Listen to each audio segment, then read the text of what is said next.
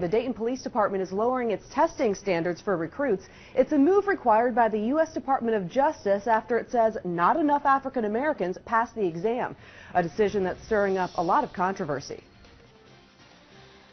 The Dayton police force is in desperate need of officers to replace dozens of retirees. The hiring process was postponed for months because the Department of Justice rejected the original scores provided by the Civil Service Board, which administers the test. Under the previous requirements, candidates had to get a 66% on Part 1 of the exam and a 72% on Part 2. The DOJ-approved new scoring policy only requires potential police officers to get a 58% and a 63%.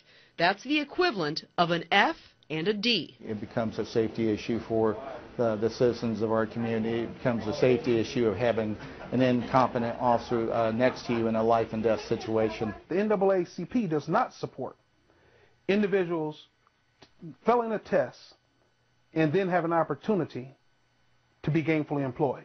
The DOJ and Dayton Civil Service Board declined our repeat requests for interviews. The lower standards mean 258 more people pass the test. The city won't say how many are minorities. If you lower a score just to fit any group of people in, you're not getting the best qualified people for the job. We need to get into the schools. We need to work with the young youth, make them interested in becoming law enforcement officers and firefighters. Break down the barriers, whether they're real or perceived, so we can move forward in this community. The DOJ has forced other police departments across the country to lower testing standards, citing once again that not enough black candidates were passing. The Dayton firefighter recruit exam is coming up this summer, and the chief tells me as a result of this decision, it's likely the passing score for that test will be lowered as well.